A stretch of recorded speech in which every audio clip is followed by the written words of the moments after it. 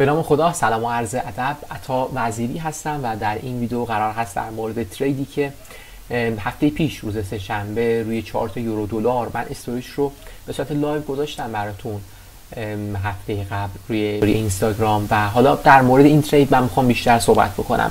هدف من این هستش که شما با مدل ترید کردن آشنا بشید، یعنی شما به حد کافی شماتیک دیدید، به حد کافی سبک‌های مختلف تلمبار شدن روی سرتون، یه روزی یه سبکی بولد میشه، یه روزی یه سبک دیگه و انواع اقسام اطلاعات مختلف رو دارن بهتون منتقل میکنن، در حالی که حقیقتی که شما باید دنبالش باشید اینه که چطور وارد ترید بشید، چطور منیجش بکنید و کجا باید از اون ترید خارج بشید، کجا باید احساساتتون رو کنترل بکنید. و در این موارد، روی این موارد خیلی کم کار شده و خیلی دیدیم که روی گذشته بازار میان صحبت میکنن این رفت خورد فلان جا، این محدوده اینجوری کار کرد، ولی کسی که بیاد بگه که آقا من اومدم این ترید رو اینجا گرفتم، اینم حالا به صورت لایو ترید اصلا روی دمو باشه، اصلا مشکلی نداره و بیاد اونو براتون توضیح بده، کاملا مسئله رو براتون باز بکنه، بگه اینجا چرا ورود کردم و چرا اینجا خروج زدم، چرا توی این تایم، چرا توی تایم دیلی دیدگاه همین بود. ببین، قانون خاصی نداره که شما بگید که باید از ویکلی یا دیلی یا یک ساعت شروع بکنید و برید حتما مثلا 3 دقیقه باید تایم ترید شما باشه، حتما باید 15 دقیقه تایم ترید شما باشه، حتما چون مارکت الان مثلا اینجا سعودیه پس هیچ سری نمیشه گرفت. خب این موارد خیلی مباحث ریزتری میشه که نسبت به استراتژی هر فرد که میتونه خیلی خیلی متفاوت باشه با اون چیزی که من دارم توی چارت میبینم، با اون چیزی که من دارم تریدش میکنم و همینطور متفاوت باشه با اون افرادی که حتی یک سبک رو دارن کار میکنن. ممکنه شما یک سبک رو بیاید کار بکنید و 10 نفر رو بیارن بزنن اینجا و همه اینها دیدگاه‌های مختلفی رو میتونن داشته باشن نسبت به مارکت. یکی میتونه استراتژی رو ببره سمت اسکلپ، یکی میتونه بیاره اصلا وین ریتش رو مدلی برداره که با حجم بالا اتفاقا آر به آر وین ریتی پایین داشته باشه ولی با توجه به آر به آر هایی که میگیره بازدهی مثبتی داشته باشه. یکی میتونه بیاد آر به آر های برعکسی بگیره، یعنی به جای اینکه مثلا ریسک به ریواردش باشه 1 به 3 1 به 4 بیاد 2 به 1 بگیره ولی با رعایت حجمی که داره بتونه سودده باشه. پس ببینید توی بحث مدیریت سرمایه، توی بحث استراتژی خیلی از مطالب خیلی ریزتر میشن و اتفاقا اصل مسئله همیناست. اصل مسئله این نیستش که آقا شما از چه سبکی داره استفاده میکنی، اصلا بحث سبک اینجا مسئله نیستش. اگر نگاه میکردید چارتی هم که من حالا بعد این ویدیو قراره این تیکش رو بذارم، الان بعد اینکه صحبت های اولی تمام شده شما ویدیوی ترید رو میبینید و بعدش دوباره ادامه صحبت های من که چرا اینجا اومدم ترید کردم و چه اتفاقی افتادش. خب پس در لحظه ترید کردن برامون خیلی مهمه. اگر چارت من رو ببینید بعد حالا این صحبت های من که توی لایو ترید من بودش، ببینید که چارت من خیلی خالیه، هیچ چیزی نیست روی چارت من و اتفاقا من همون مدلی تریدش کردم و نهایتا توی استوری بعدی اومدم 1-2 تا کانال کشیدم که حالا مثلا دیده بشه کاملا چرا از اون محدود اومدیم مثلا استفاده کردیم، چه چیزی دیدم که من بتونم مطلب رو برای شما منتقل بکنم. خب چارت رو شروع نکنید، قاطی باطی نکنید، چون موقع تریدش حواستون کاملا فقط باید قیمت رو ببینید، نه محدوده هایی که اون دور و بر اون خط و خطوطی که براش کشیدید. پس این خیلی مهمه که وقتی که دارید ترید میکنید چارتتون خلوت باشه. من صرفا حالا 1-2 تا کانال و حالا محدوده براتون کشیدم که بدونید که چرا من اومدم مثلا اینجا فلان ترید رو گرفتم. خب حالا میریم ویدیویی که در مورد ترید بود رو میبینیم و بعد توضیحاتی که راجع به این ترید من قرار بدم برای روز سه‌شنبه 7 نوامبر.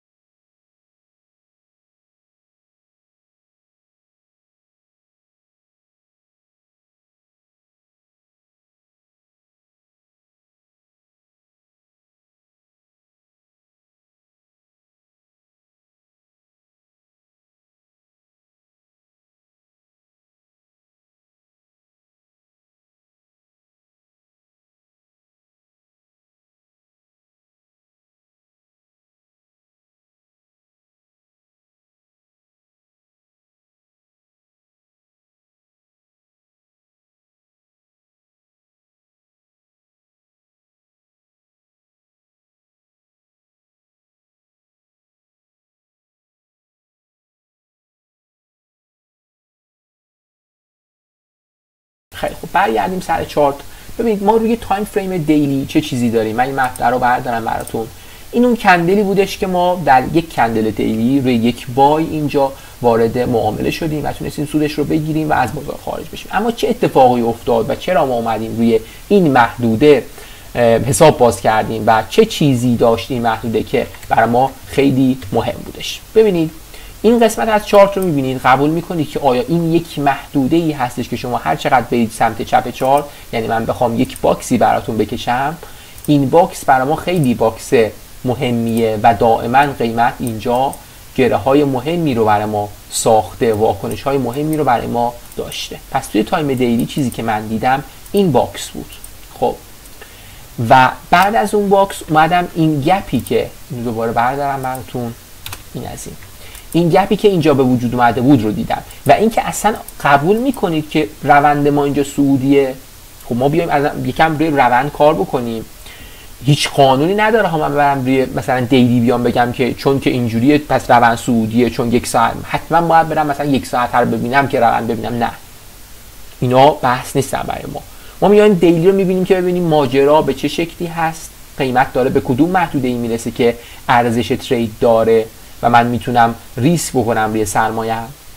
بعد میریم مثلا توی خود این ترید من رفتم روی یک ساعت روند رو تشخیص دادم و نهایتا ورودی که داشتم روی یک دقیقه بود و محدوده‌ای که برای ورود انتخاب کرده بودم از روی 5 دقیقه در آورده بودم.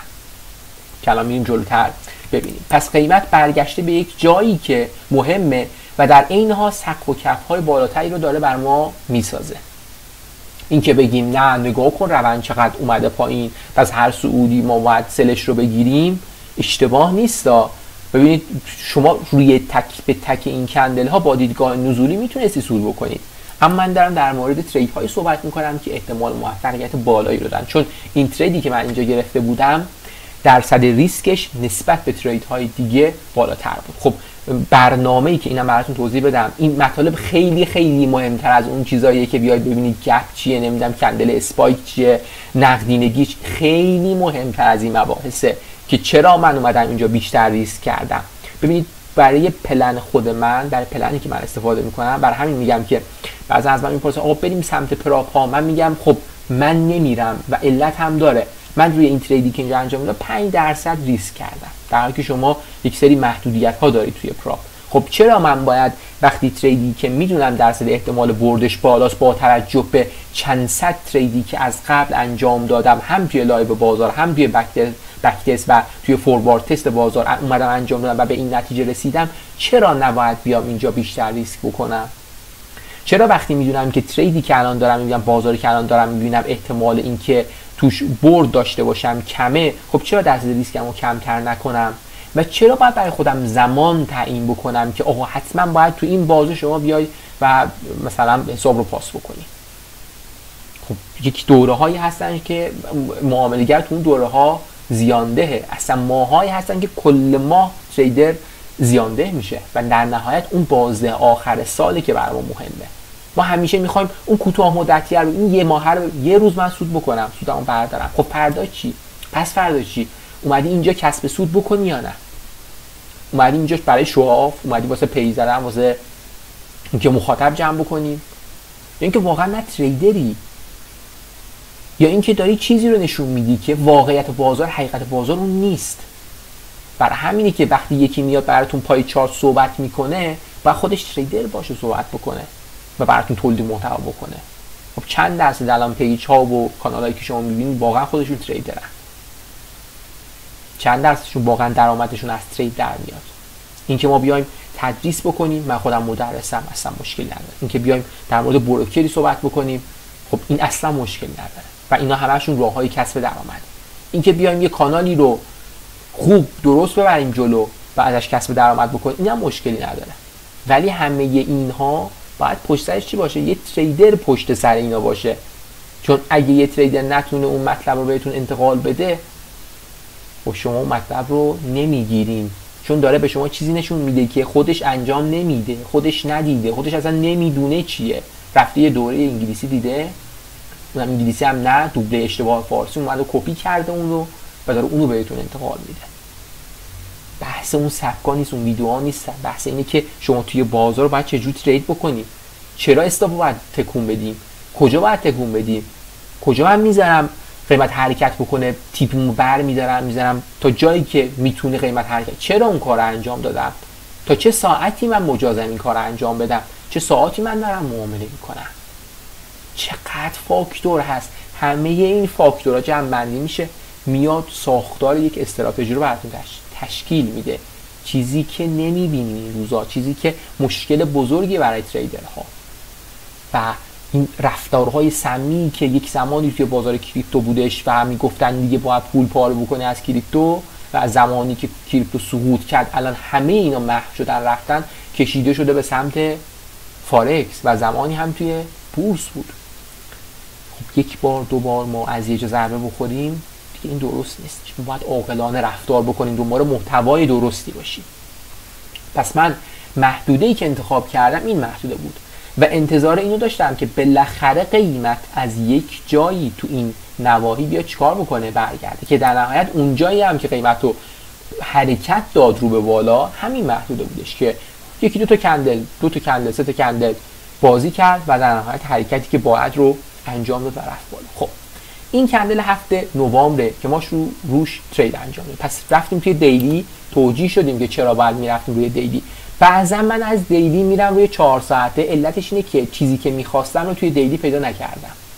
پس اینطوری هم نیست بیایم بگیم خب به ترتیب یکی یکی بریم یا نگاه بکنیم، نه اینطوری هم نیستش. بعضی وقتا از دیلی میپریم 15، بعضی وقتا از دیلی میپریم به 1 ساعته، بعضی وقتا میگیم 4 ساعته نگاه میکنیم چون چیزی که توی دیلی بود رو من نتونستم پیدا بکنم یا میخوام مطمئن تر بشم یا شک دارم، اون وقت میریم روی 4 ساعته. خب ما میریم الان روی 1 ساعته. دوباره تاریخ من براتون 7 نوامبر رو اینجا پیدا میکنم، مشخص میکنم این نواحی. خب الان شما توی 1 ساعته چه چیزی میبینید؟ آیا روند براتون صعودی نیست؟ هست. خیلی خوب، پس به این نتیجه هم رسیدیم که روند برای ما چیه؟ صعودی هست. خیلی خوب، تاریخ 7 نوامبر میشه اینجا این تیکه از چارت. خب که اون ساعتی هم که ترید انجام دادم این نواحی بوده، من براتون مشخص میکنم.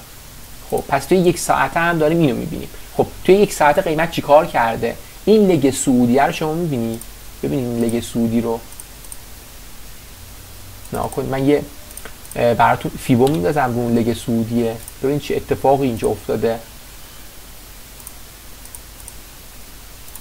خیلی خوب، این اون لگ صعودی بوده، این یه لگ بعدی، درسته؟ 2 تا لگ ما داریم دیگه اینجا، یعنی از آخر اصلاح بخوایم بیایم بگیریم این میشه اینطوری. یعنی من 2 تا لگ براتون اینجا مشخص میکنم، میخوام ببینید که چرا بعضا این بحث 2 لگه میشه، این چه استفاده ای میکنیم ازش. اونقدر شنیدیم که آقا فیبو رو بردار بنداز به اندازه 100%. خب چرا؟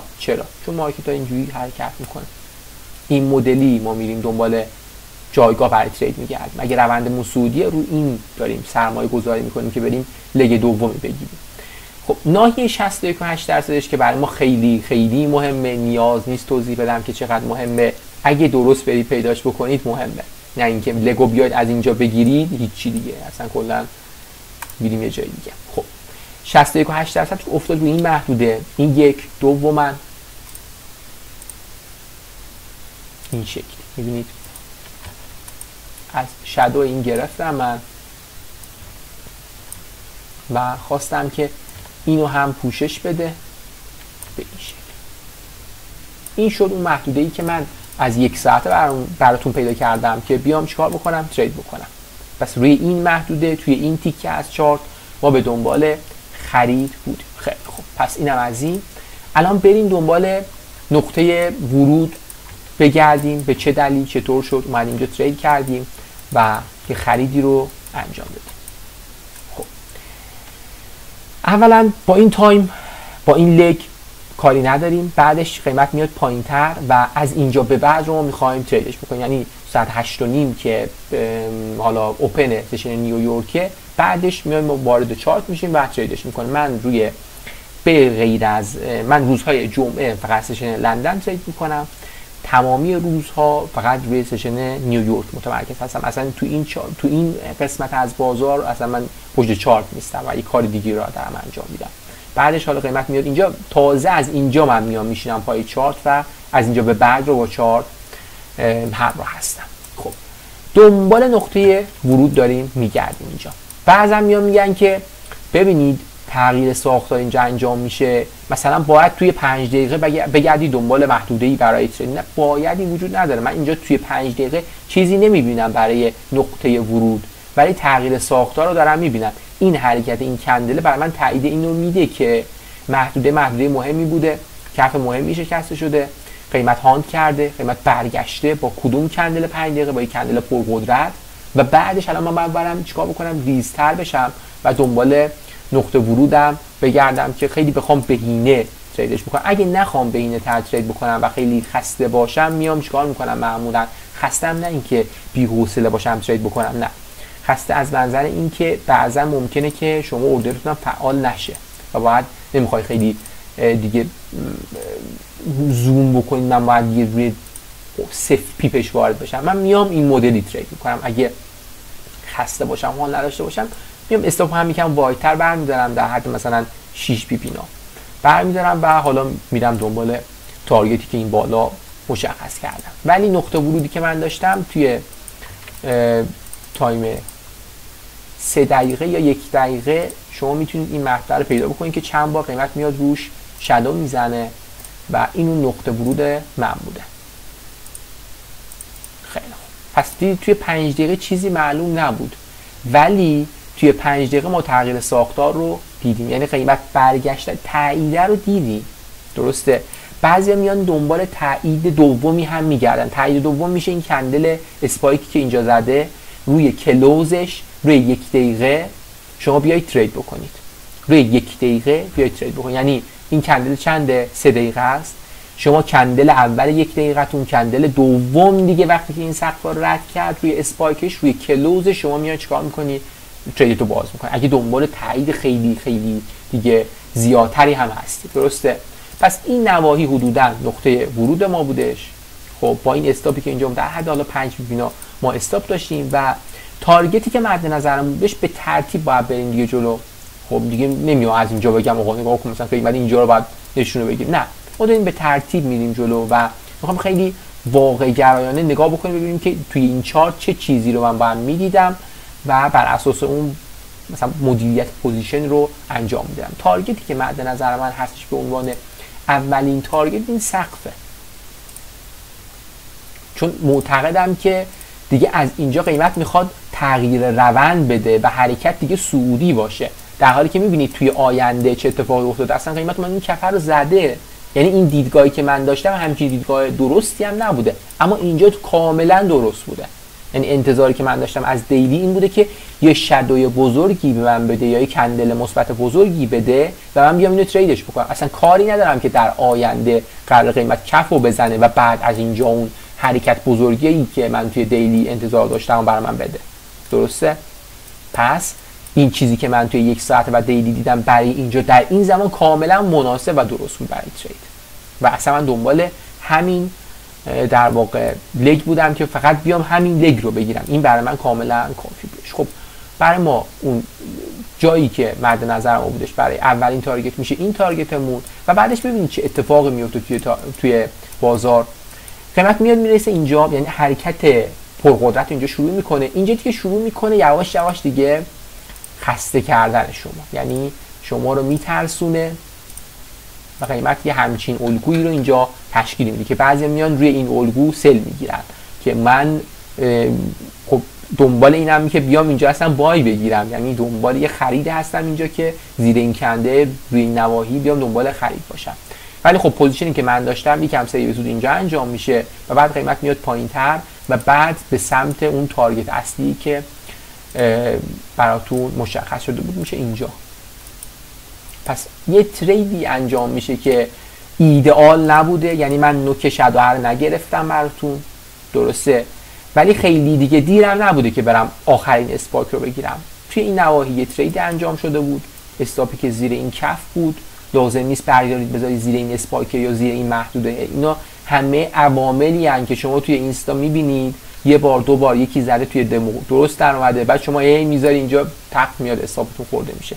چون خیلی باید به این مباحث دقت کنید که حتی اون بروکری هم کار میکنه از من همیشه میپرسن آقا کدوم بروکر، من بروکر رو معرفی میکنم براتون و خیلی راضی هستم از این بروکری که وقتی مثلا استوب شما میذارید اینجا دیگه فعال نمیشه، ولی خیلی از بروکرها دیدید که میاد اینجا با اسپت فعال میکنه و هیچ جوابی هم بابتش نمیدن. پس وقتی حرفه‌ای شدیم خب بروکر هم بر ما خیلی خیلی مهمتر میشه. بعد خب قیمت حرکت میکنه و یه تارگت حدود تقریبا نزدیک به 1/7 رو به ما میده و در نهایت بازار برمیگرده و میاد پایین‌تر. و چرا من انتظار اینو داشتم که قیمت بیاد و از اینجا یه برگشتی رو هم داشته باشه؟ انتظار دوباره همون مثل پیکسل دوباره کوچیک‌تر شد. یعنی من توی تایم بالاتون گفتم یه لگ دو لگ، اینجا همون بحث بود، یه لگ اول و یه لگ دومی باید قیمت بر من میدادش و این همون لگ دومی بودش که من به امید این مقداری از پوزیشن رو هم نگه داشتم. یعنی شما میتونید مقداری از پوزیشن رو اینجا نگه دارید و میتونید بیاید روی اینجا اسکالپر باشید، درسته؟ اینجا اسکالپر باشید چون میدونید که قراره یه لگ دومی بده، حداقل تا این سقف میخواد حرکت بکنه و روی این سقف بیاید حساب باز بکنید و تریدش بکنید.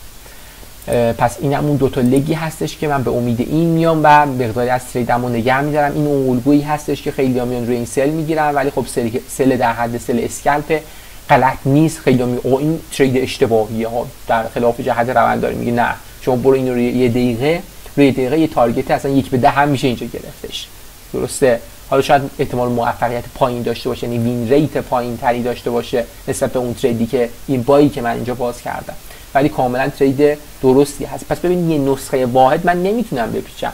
شما ممکنه سبکت یه طوری باشه که شما بیا این دگر رو توی 5 دقیقه توی 3 دقیقه تا 1 دقیقه ترید بکنی، یا سبکت یه طوری باشه که بیاد اینجا اصلا لیمیت بکاری زیر این فعال بشه قیمت حرکت بکنه، یا بیا یه بای استاپی بکاری بالای این سقف این کندل رنگ مخالفه، یه بای استاپی بکاری اینجا استاپ این پایین و قیمت بره حرکت. همه اینا یه سبک‌های مختلفی هستن که من براتون میگم. پس دنبال اسم سبک نباشید که آقا چه سبکی رو شما کار میکنی که این مدلی ترید میکنی. من دارم چارت رو میبینم، چه سبکی، چرا باید خودمون رو محدود بکنیم به سبک؟ مگه خب اینی که من این محدود آبیه رو که کشیدم اینجا مگه توی در قالب سبک مگه جا میشه؟ من میگم نه این توی سبک موج شماری هست، توی نمیدونم پرایس اکشن نیست. خب نرینا مثلا سمت مثلا پرایس اکشن نرید بیاین سمت موج شماری، سمت پرایس اکشن شاخه فلان نرید بیا سراغ یه شاخه دیگه. نه مگه خب این بحث دو تا لگ داشتن مگه توی یک سبک مگه مطرح شده؟ دو تا لگ مساوی ما اینو توی موج شماری هم داریم، توی سبک‌های مختلف پرایس اکشن هم داریم، توی الگوها هم داریم دو تا لگ برابر رو. از فیبو هم میتونه استفاده بکنید. پس خیلی دقت بکنید به این مباحث، ببینید کجای چارت دنبال چی بگردیم. خیلی وقتا فیبو رو اشتباه استفاده میکنیم. این استفاده درست از فیبو هستش. اونایی که دنبال 61.8%اند لگ اصلیه رو باید درست پیدا بکنن. اونایی که دنبال اون گره درسته هستن برای ترید باید بیا اینجا اینو ترید بکنن. آقا این زیرش رو زده ها، نه مهم نیست، استاپ شما این پایینه. اونایی که دنبال گپ درستی برای ترید هستن باید بیان این گپ رو ترید بکنن. درست شد؟ پس به این مباحث خیلی دقت بکنید و بدونید که از بازار چی میخواید. درصد ریسکی که پوزیشن من داشت درصد بالایی بود، حدود 5%. قیمت میره این بالا و کاملا عاقلانه است که شما بیای اینجا با پوزیشن چند به چند، ببینید این حدودا نقطه ورود باشه، این استاپ، قیمت تا اینجا حرکت میکنه دیگه. اینجا ته این لگو هم نمیخوام بگیرم ها. یعنی این چی شد؟ این خط از کجا اومد؟ ببینید یه صف، دو صف، سومی، درسته؟ این سومی دیگه. من تا به سومی میخواد برسه دیگه پوزیشن رو چیکار میکنم؟ سیر سود میکنم 1/5. یعنی پوزیشن 1/5% که من ریسک کردم 25% روی اون پوزیشن روی حساب الان چیه؟ سوده، درسته؟ 5%. یه بخشیش اینجا چیکار میکنه؟ خارج میشه و این بخش هم با بخش بزرگی باشه. چرا باید بخش بزرگی باشه؟ آقا شما که میدونی قراره حرکت بکنه بره بالا. اولا نمیدونم، یک. دوما تحلیلم به من اینو میگه و تحلیل میتونه خیلی راحت فیل بشه. اما چرا اومدم این کار انجام دادم و گفتم توی تایم بالا قیمت میره بالا؟ خب توضیح دادم، ولی نمیتونم بیام دوباره روی سرمایه‌ام ریسک بکنم، ریسک اضافه بکنم و این سود لذت بخش از اینجا تا اینجا رو از دست بدم. پس میام یه بخش اعظمی از پوزیشن رو اینجا در واقع خارج میشم، پارشالش میکنم و دیگه نگران نیستم، بر نمیدارم استاپ ایوا قیمت داره میاد پایین، بذار برم زیر این الگو استاپ بذارم، چون اگر زیر این الگو را زد حتما الگو فیل میشود. آقا اینا رو جمعشون کنید. بذارم زیر اسپایکی که نمیدونم رفته این سقف رو زده، زیر اسپایک را بزنن، اینا رو ولشون کنید. کار اصلی، کار درسته اینه که شما کجا پوزیشنر بیای سیو سود کنی. اینجا این کار رو برای من حلش کرد. این میشه منیج کردن پوزیشن. مدیریت پوزیشن یعنی این که من این مدل درصد ریسکی که داشتم رو بیام اینجا یه مقدارش رو خالی بکنم، یک مقدار اعظمیش رو و باقیش رو بگیرم. و اتفاقا این باقیه برای من، این لگ دومه خیلی برای من لذت بخشه. چرا؟ چون هم میگه ببین ترید درست بود، تحلیل درست بود، همین که این لگه به اندازه این لگی که اینجا سیو سود کردم سود داده. شما مثلا حساب کنید 70% 80% اینجا خروج بزنید، بعد بیاید اینجا نگه دارید، اون باقی مونده رو تا اینجا نگه دارید، تا چند به چند حدوداً 1/7 نگه دارید. درست شد؟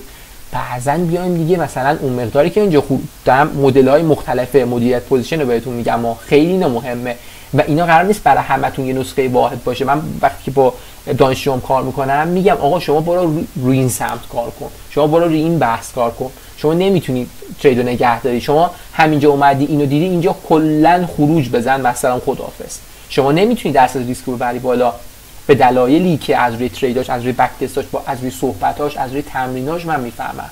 شما بیا اینجا 1% ریسک بکن ولی تا اینجا نگه دار. نه اصلا شما 1% ریسک بکن اینجا خروج بزن، 5% سود مگه خیلی مگه کمه؟ خیلی خوبه. این کل تریدی بودش که یک ترید من داشتم تو این هفته و کل تریدی بودش که من تو این هفته انجام دادم. مگه اینو با 1% ما ریسک میمدیم گرفتیم مگه کم سود میداد؟ مگه بله برای حساب؟ کلا از ذهنتون خارج بکنید 1/10 گرفتن ها رو، 1/20 گرفتن ها رو، وین ریت بالای 90% اصلا بریزید بیرون. یعنی چی؟ یعنی چی؟ این واقعیت بازار. من دارم براتون در مورد چیزی صحبت میکنم که خودم تریدش کردم، دلایلش رو گفتم و مدل های مدیریت پوزیشنش رو دارم میگم بهتون. بعضیا هستن که میتونن اینجا خروج بزنن مقداری و اون مقدار سودی که کردن فرض کنید x دلار اومده سود کرده، روی نصف اون x دلار x دوم به مقدار x دوم میاد اینجا چیکار میکنه؟ ریسک میکنه، یه بای دیگه اینجا میگیره و این لگر رو هم میگیره. نمیخواد تا اون تهش بگیره، تا اون شدا، نه تا همین سقف بگیره براش کافیه. میاد سرریزه سود میکنه، از سود برمیداره اینجا، از سود برمیداره مقداریش رو اینجا دوباره وارد میکنه. چرا این محدوده مهمه؟ چون که گفتیم دیگه 61.8% این گرهه از این محدوده آبیه.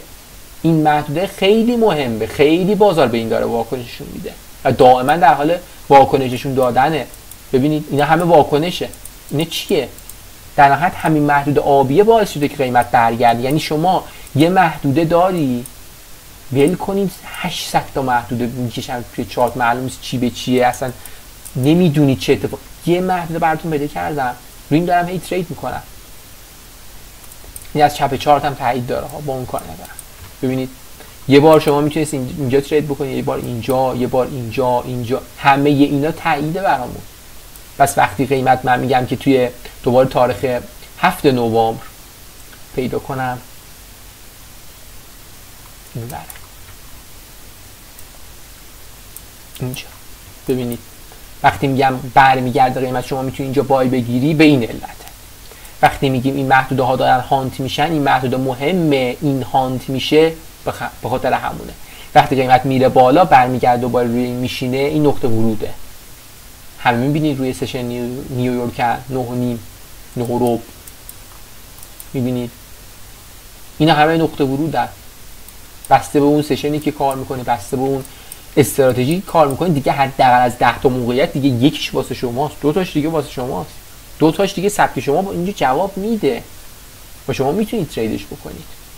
و خب این شد اون توضیحاتی که من اومدم.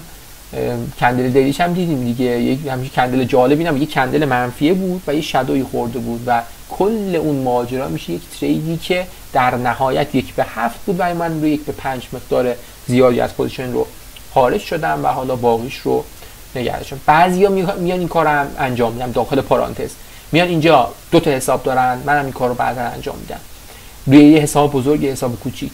حساب کوچیکه رو مثلا دست ریسکش رو بالا میگیره، اینجا خروج میزنه، حساب بزرگتر دست ریسکش رو پایین میگیره و اینجا خروج میزنه. درسته؟ یا روی یک حساب اونایی که نمیتونن مدیریت بکنن زود از ترید خارج میشن، من بهشون این رو توصیه میکنم. حالا اون درصدی که چقدر روی حساب 1 باشه، چقدر روی حساب 2 باشه، چقدر پول بزنن، این متفاوته و حالا بحث تخصصی تر مدیریت سرمایه هستش. من میام بهشون میگم که خب به این دلایل شما داری از پوزیشن زودتر خارج میشی، چند صد تا ترید ازش دیدم و به این نتیجه رسیدیم. میگم آقا شما 2 تا حساب داشته باشید. حساب اول چیکار میکنه؟ میاد اینجا ستم فورگت، اینجا مثلا ست میکنه، مثلا روی 1 به 5 روی 1 به 3 کار ندارم و خروج میزنه. اون حساب دومه رو نگه میداره، نمیبنده پوزیشن رو تا مادامی که به تارگت تحلیلیش نرسیده اون نگه میده. تارگت تحلیلی این بود دیگه، تارگت آخر تحلیلیمون این بود بر ما، تا آخر تارگت تحلیلی نگه میداره. الان این یا استاپ میشه یا میره سود میشه. سود میشه که اصلا خیلی خوب، استاپ که میشه روی اون میایم کار میکنیم و یه جوری این بالانس رو جور میکنیم که در نهایت این تریدر از بازار سود بیاد بیرون. ببینید چقدر الان توی این ویدیو رو من جای شما باشم یه کاغذ میذارم جلو، مدیریت های پوزیشن، مدل هایی که گفتم، یه اشاره هایی کردم، قرار نیست اینجا براتون تدریس بشه، برید دنبالش، برید بگردید که چطور اینجا به چه روش هایی ما میتونیم حساب داشته باشیم. مدلی که چند حساب داشته باشیم، یه حساب داشته باشیم، 2 تا داشته باشیم، بعضا درصد ریسک خیلی بالا، بعضا خیلی بالا هم که میگه 5% دیگه، از 5% بیشتر نه، 5% مثلا 1%، نیم درصد، 25% بر حسب اون مقداری که شما توی حسابتون دارید. و ستم فورگت باشه، تاییدا چی باشن، تمام اینا نکته بود. محدوده از کجا پیدا شد، شروع تحلیل از کدوم تایم فریم بود، چرا از دیلی بود، چرا از 4 ساعت نبود، چرا از ویکلی نبود. و جای شما باشم میرم میشینم دنبال اینا میگردم، چون این الان چیزایی بوده که چشم من دیده و تا زمانی که چشم شما نبینه به هیچ دردی نمیخوره. این شمایی که باید برید توی چارت محدوده‌ای که برات کار میکنه رو پیدا بکنی، نه آقای فلانی، نه استاد فلانی. درسته؟ اینو شما باید برید بکنید، نه سبکتون، نه ویدیوهایی که پیدا میکنید. و سلام. امیدوارم که تونسته باشم اون چیزی که توی ذهنم بود رو به شما انتقال داده باشم و چی دیگه. موفق باشید. خداحافظ.